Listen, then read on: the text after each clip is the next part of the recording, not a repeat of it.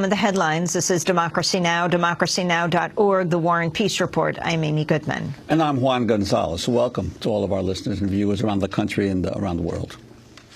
A Pentagon official predicted Thursday the war against al-Qaeda and its affiliates could last up to 20 more years.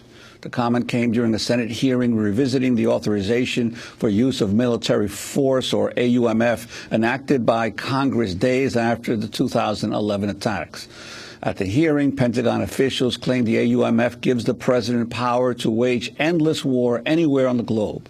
Senator Angus King, an independent from Maine, described the hearing as the most, quote, astoundingly disturbing one he had been to since taking office earlier this year.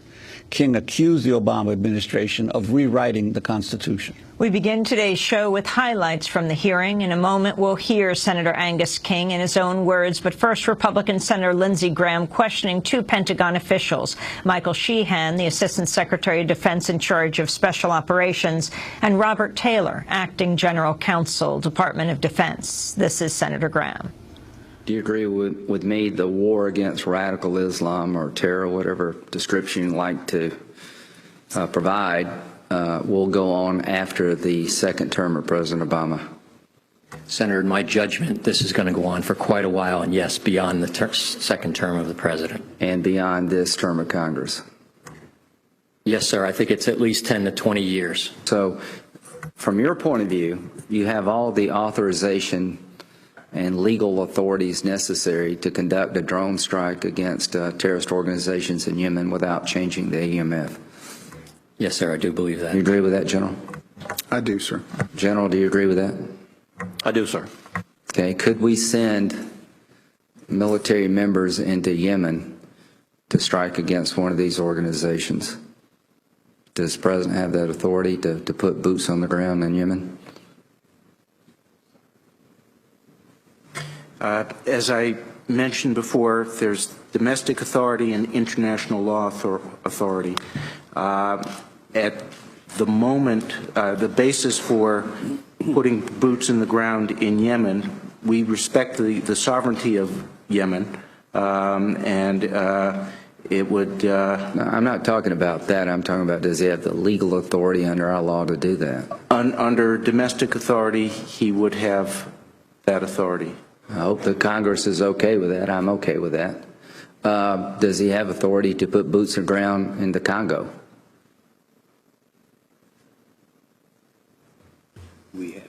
Yes, sir, he does. Okay. Do you agree with me that when it comes to international terrorism, we're talking about a worldwide struggle? Absolutely, sir. Would you agree with me the battlefield is wherever the enemy chooses to make it?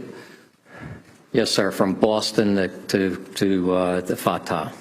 I couldn't agree with you more. Do you agree with that, General? Yes, sir. I agree that the enemy decides where the battlefield is. And it could be any place on the planet, and we have to be aware and able to act. And do you have the ability to act, and you're aware of the threats? Yes, sir. We do have the ability to react, and we are tracking the threats globally. From my point of view, I think your analysis is correct, and I appreciate all of your service to our country. Senator King. Gentlemen, I've only been here 5 months, but this is the most astounding and most astoundingly disturbing hearing that I've been to since I've been here. You guys have essentially rewritten the Constitution here today. The Constitution, Article 1, Section 8, Clause 11, clearly says that the Congress has the power to declare war.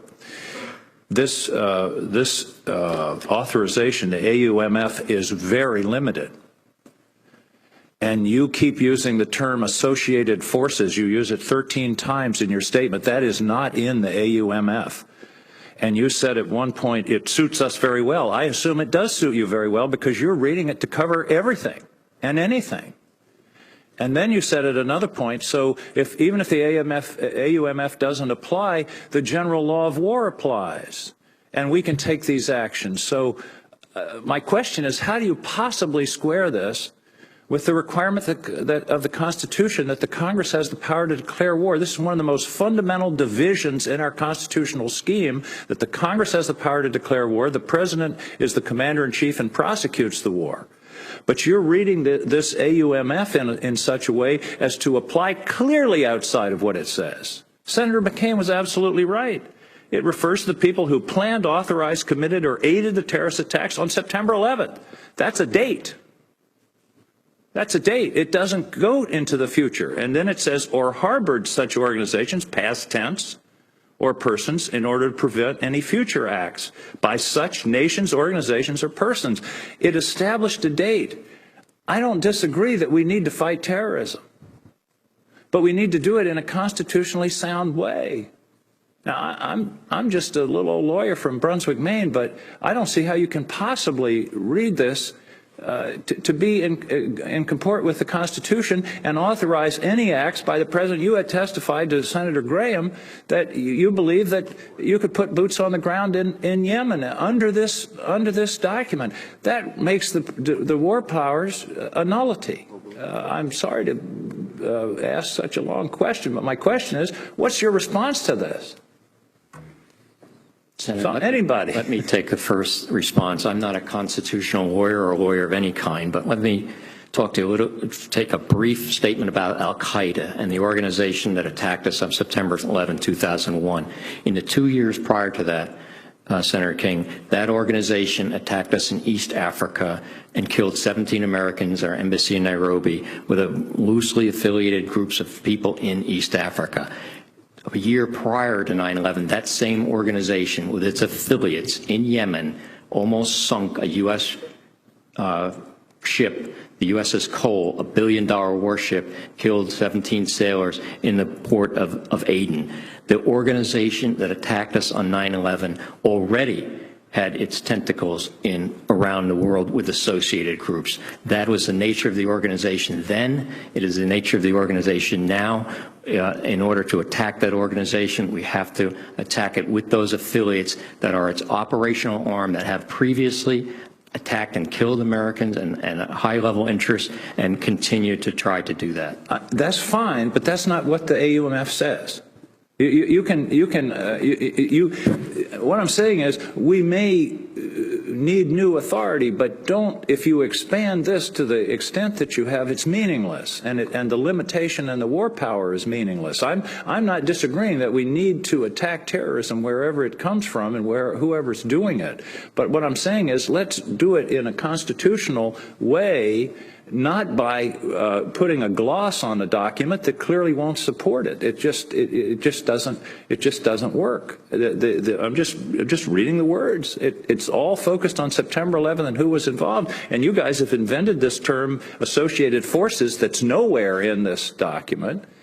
As I mentioned in your written statement, you use that. That's the key term. You use it 13 times. It's the justification for everything, and it renders the whole the war powers of the Congress null and void. I don't understand. I mean, I do understand you're saying we don't need any change because of the way you read it. You could do anything.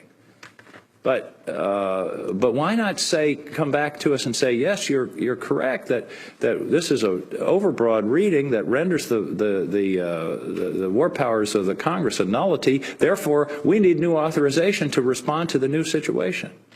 I don't understand why. I mean, I do understand it because the way you read it is there's no limit. But that's not what the Constitution contemplates.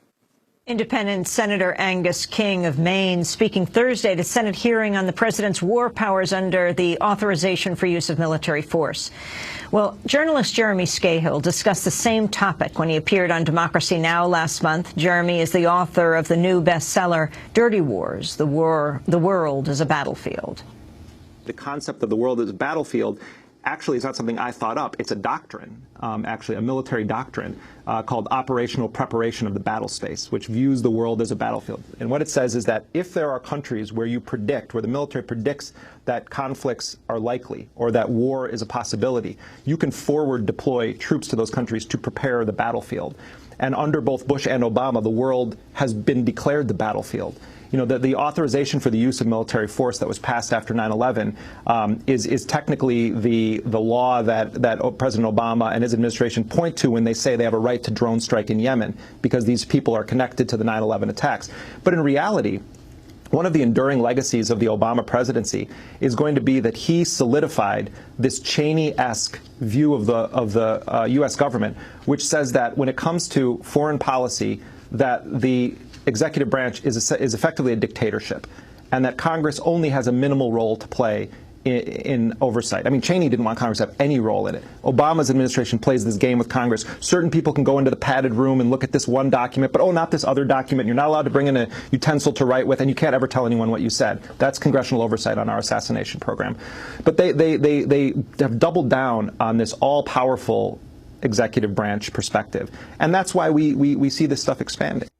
Jeremy Scahill, author of the new bestseller Dirty Wars, The World is a Battlefield. His film by the same title, Dirty Wars, is coming out in June around the country. This is Democracy Now!, democracynow.org, The War and Peace Report. I'm Amy Goodman with Juan Gonzalez.